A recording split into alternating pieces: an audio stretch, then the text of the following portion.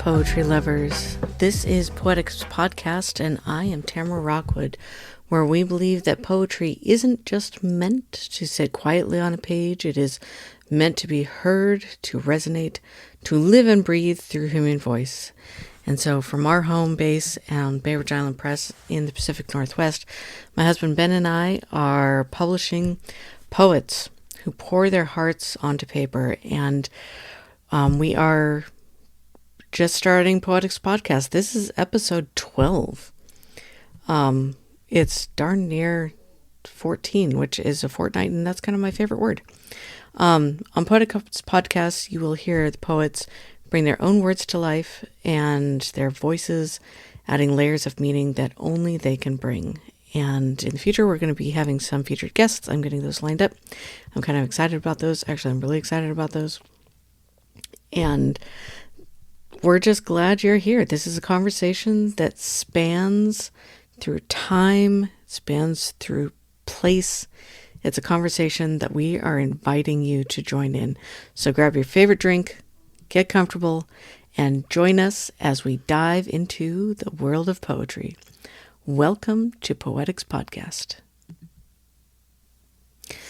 So before we get started today, there is a exercise that I'm doing for myself, and it is called Dear Ferlinghetti.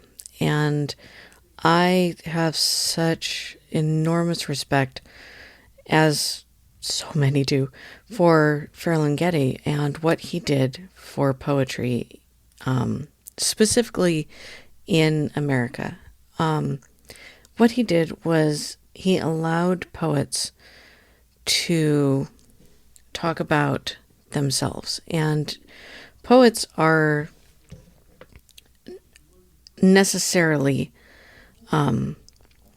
selfish. They write about themselves in some aspect. They write poetry that is very internal and very personal.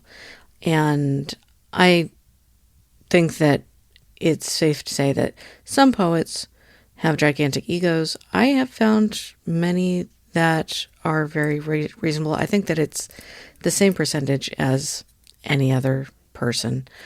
But with Ferlinghetti, there was a big difference in what was happening during 1945 to 1965 and during the Beat generation, during postmodern genre, and what was happening during the modernist section of early 20th century. And we can see the differences because in the modernist period of time, what we saw was an explosion of voices that were being used in much more bold and personal ways. So, for example, when we look at Wordsworth or even some of the mid-19th century poets, Nathaniel Hawthorne, or there's others, and I just can't think of it right now because I'm thinking of something else.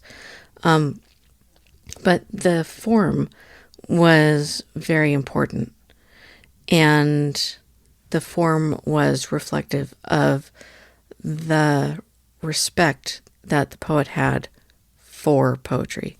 And about the time of late 19th century, so when you see Dickinson and Whitman begin to break these bonds of formalism and start to write about things that are very near to them, things that they can see a little bit more concretely, it's very different. With Whitman, when he's writing about the ferries, when he's writing about the streets of Brooklyn, that is allowing people to write about something that is very pertinent and immediate, as opposed to Wordsworth, for example, he's one of my favorites, but it's different, who's writing about a daffodil on a hill. It's not concrete. It's not very specific. And that led to this modernist movement of talking about cities. When we read Carl Sandburg, he's writing about Chicago. When we are reading Langston Hughes, we're reading about the jukebox. We're reading about the streets that he's walking on. When I think a wonderful example is Paul Laurence Dunbar, because there are some poems that he wrote that were very formal in structure. The language was very academically formal. The poetry was very structured in a formal sense. The form was very strict. And then he also wrote poetry in a language that was more familiar to him and his family. And he showed the two sides of poetry and also the different audiences of poetry. So with Farrell and Getty, after the modernist movement, when people were really talking, Edna St. Vincent Millay is a wonderful example. I mean, she just wrote about her love life in, so many terms. And these were explosions of ways for poets to explore the realm of poetry through their lives in very intimate ways. So then when you have poets like Ginsberg, who's writing about things that are not only personal and not only intimate, but are also socially marginalized. And then people are like, okay, well, there's a line, and we can write about personal and intimate and suffering and grief, but maybe we should not, maybe there should be a delineation of what isn't appropriate in writing for poetry. And the fact is that Farrell and Getty stood the ground, and he said that there was a freedom of speech in America, and it was going to be accepted, and people should not feel afraid to write about their lives, and about their ideas and their perspectives and what they see. So I just appreciate that, because if it wasn't for Farrell and Getty, then I certainly wouldn't be able to have a podcast. I wouldn't be able to write what I wanted to write. I wouldn't be inspired by other people who was writing. So before I get into the poet of the day, who is also deeply inspiring, I'm going to read a poem. This is just a experiment that I'm doing for myself, because I want to have a conversation with Farrell and Getty. And so I'm taking his poems and I'm responding to them. And so this one is called We All Wanted to Be Marine Biologists by Tamara Rockwood. And I wrote it the other day, and I think I finished it today.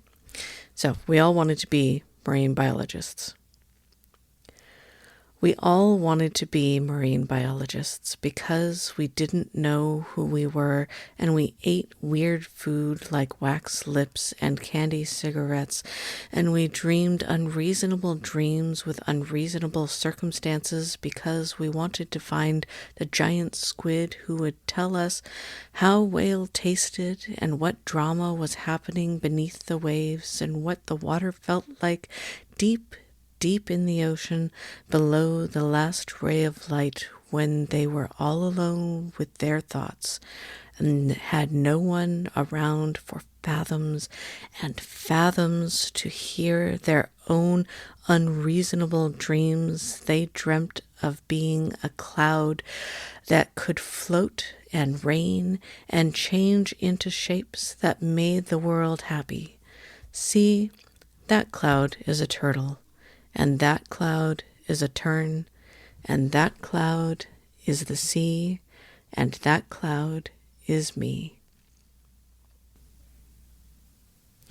So thank you for listening to that. I had fun writing it. I think writing letters to people who inspire you they'll never get it. But I don't know. I think that they might. I know that you will. And that'll make a difference. I think every little thing makes a difference. So today, speaking of being inspired, I'm going to introduce David Cazden's poetry. And he is a poet that we have published. He is debuting his recent work with his book. It is called New Stars and Constellations. It is a thought-provoking book about memory and relationships and places. And as soon as I read it, I loved it. And I'm so grateful that I'm able to share David's reading with you today. So before I play his poem, I want to tell you about a few of the other places that he's appeared. So his poetry has appeared in the New Republic. It has appeared in the McNeese Review, in the Crab Creek Review, in the Fuge Journal, in Nimrod. He's had poetry in The Shore, in Rust and Moth, The Pedestal, and many other places. His acknowledgement page in New Stars and Constellations fills the entire page. He also received the Al Smith Fellowship for Poetry from the Kentucky Arts Council. New Stars and Constellations is his third book, and he lives in Danville, Kentucky. And so I would like to welcome you to David Cazden. And this is his poem, and it is called The Feral Dogs of Chernobyl. Feral Dogs of Chernobyl. The world's worst nuclear accident, 1986. Radiation lurks invisibly, appearing only in pictures on old-fashioned film, flashing like apparitions in videos of abandoned schoolrooms, over hastily dropped dolls and dust-covered shoes. For Earth never stays still, licking its own wounds of poison rivers, stunted meadows, and mutated fields. Yet somewhere, paws plow in dirt. Insect antennae probe wavelengths of tainted air, and the children of the children of the children of our abandoned pets remain.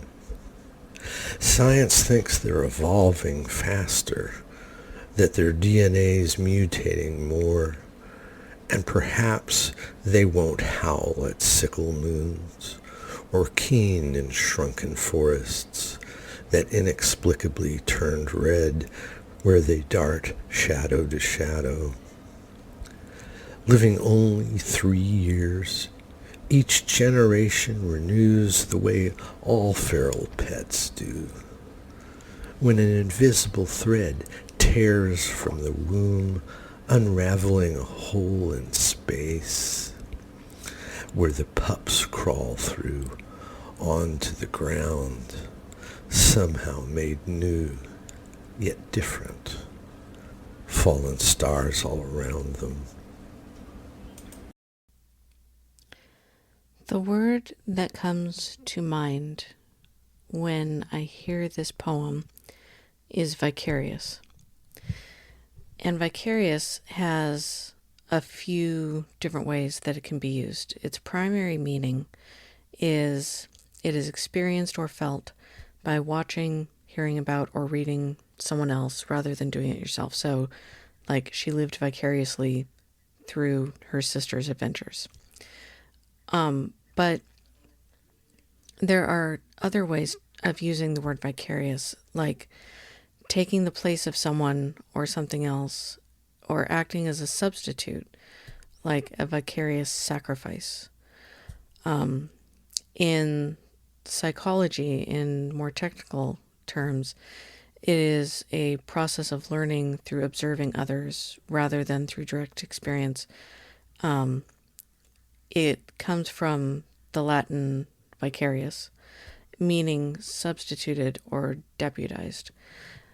The reason why this word comes to mind is because we are following these dogs through the landscape of Chernobyl, the tortured landscape, the poisoned landscape.